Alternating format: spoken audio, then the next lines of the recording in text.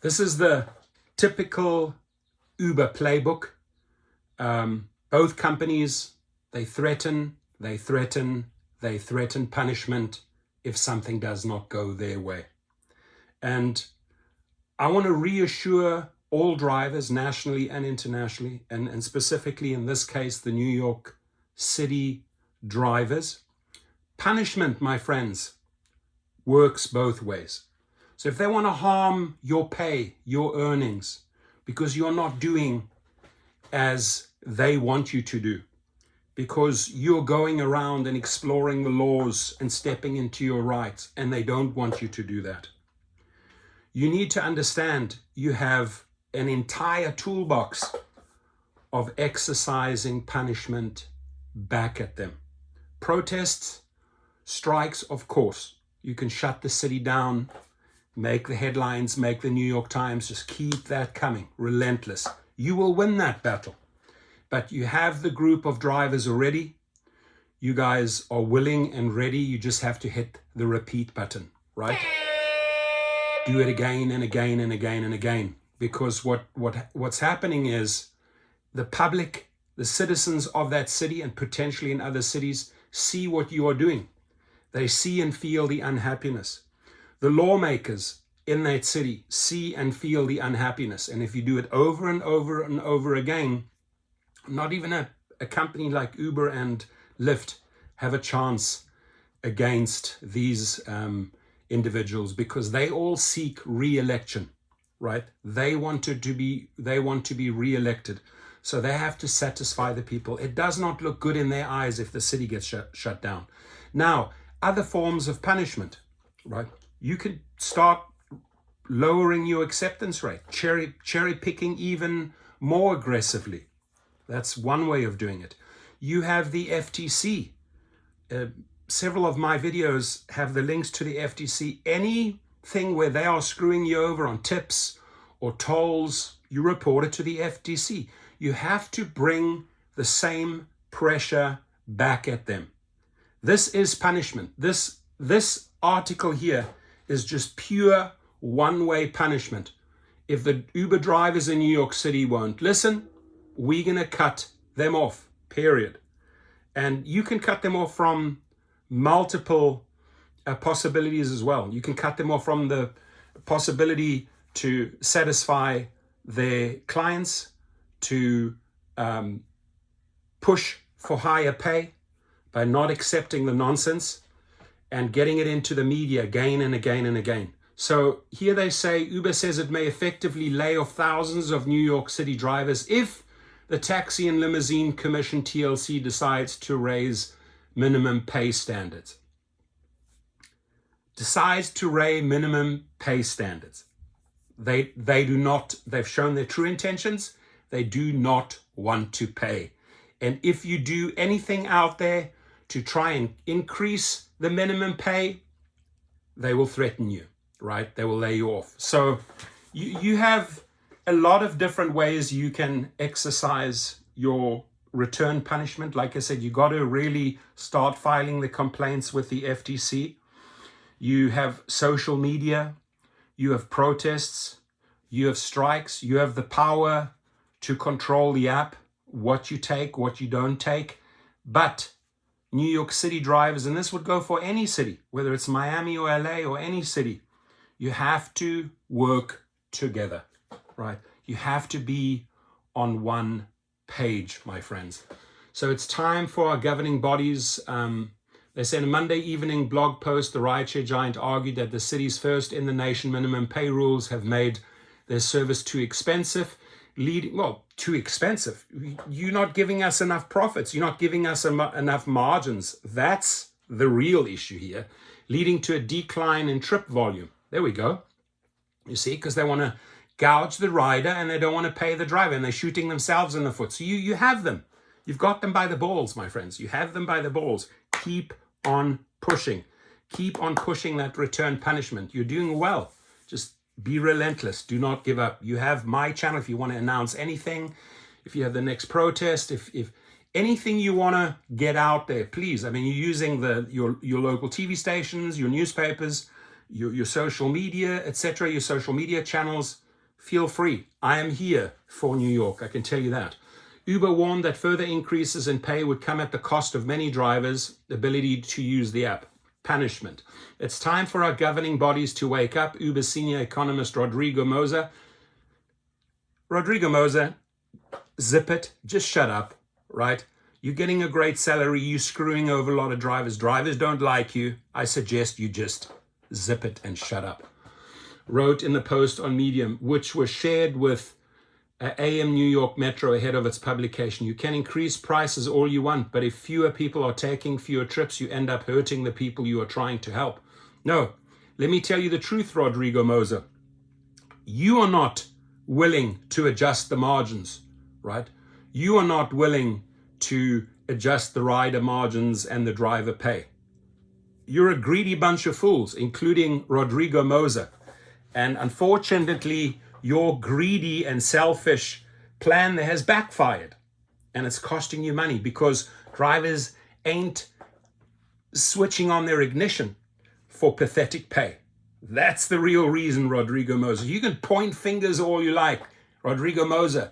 They all point back to the arsehole, namely you, Rodrigo Rosa. So you can increase prices all you want, but if fewer people are taking fewer trips, you end up hurting the people you're trying to help. Uber doesn't cite specific number of percentage of its workforce that could be docked or a formula for how such mass layoffs work because they don't have a plan. It's just a threat, right? It's always just, they don't really have a plan. The plan is keep on gouging riders, keep on underpaying drivers, and let's march on with these threats. That's the typical Uber playbook. You are so transparent, Moza, right? So transparent.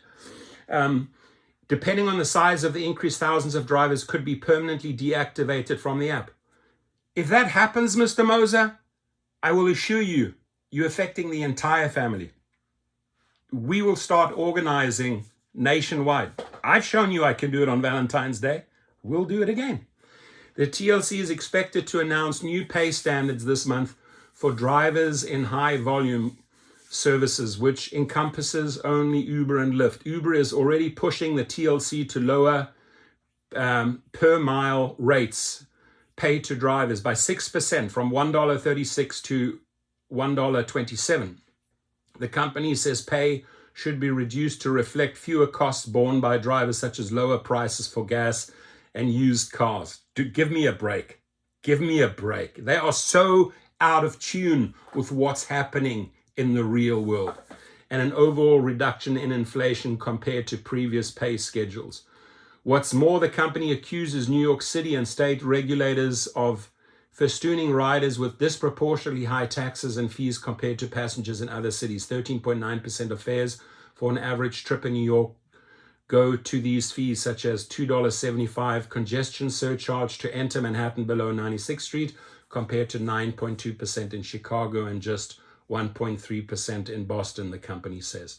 Uber says average prices for Uber and Lyft fares are now 20% higher than they were in 2019. This culminates in a year-over-year decline in trip volume for the rideshare giants this September. The first since 2022. The highest declines were clocked in the Bronx, Staten Island, Eastern Brooklyn, and Southern Queens.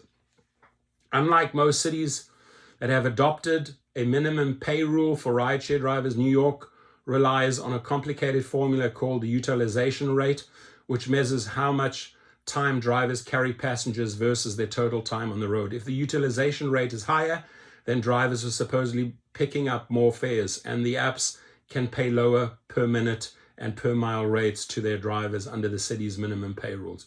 Both companies have heavily criticized the utilization rate model and called on the city to revise its driver pay formula. But criticism is far from all they've done in the protest. New York drivers, a little tip here, take my private chauffeur course, learn how to recruit those Uber and Lyft riders and get them into your own car as your own clients, right? You got to become less dependent on these bloodsuckers. On both Uber and Lyft, drivers this summer frequently found themselves locked out, unable to, punishment, locked out, unable to accept rides for hours or even days at a time. The TLC and drivers accuse the companies of doing this to juice the utilization rate, and this reduce the amount of minimum pay needed to cover expenses like gas and car maintenance. We've already caught them down with their little panties. We've already exposed them naked in the streets. We've shown what they're doing, and they look like fools. So whatever New York drivers are doing, you're doing it the right way, but you have to do the punishment sequence more frequently, right? Converting riders into your own clients, organizing more caravans, protests, strikes, accepting only what pays, lowering your acceptance rate, forcing them to up the pay, and a handful of other tools that you can use to punish them in return. Turn to social media, be very active on social media, get your own videos out, your tweets, etc., etc. Talk about the core issues. Complain to the FTC, complain to the FTC, complain to the FTC about these punishment methods that they are exercising. Again, look up how to file an FTC complaint. You guys need to bring it to the companies. Hard and heavy, jabs, uppercuts, right hands, hooks, you name it, all day long until we tire them out. The city brokered deal to end the lockouts only led LYFT to increase theirs, even as Uber decreased its reliability on them, something drivers have called illegal collusion, and forged federal regulators to investigate. There we go. I'll leave the link below. Look at which federal regulators you can turn to. FTC is one of them. A spokesman said the TLC expects to unveil a new pay rules and rules to prevent lockouts by the end of this year. And by the way, if they want to retaliate and wrongfully deactivate you, come to us. The links are below. Activation Hero or Gig Rocket. You file the appeal and you file the complaint. Take them to court. Bring the punishment to them. File the papers in small claims court, right? Get your earnings back. Collaborate. Initiate class action lawsuits. Got to put the pressure on these companies. What's more, the drivers who are laid off could be the same ones the company recklessly onboarded.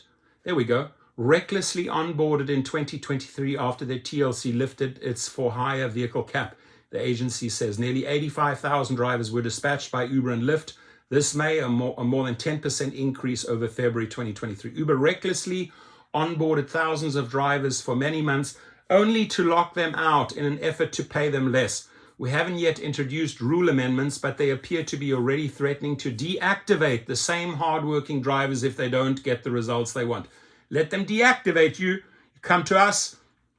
We'll file thousands and thousands of dollars. They will pay. We will make them pay, my friends. Right? We're not letting them get away with this. This Moser guy thinks he can go and talk to the media and intimidate drivers. Doesn't work that way, Mr. Moser.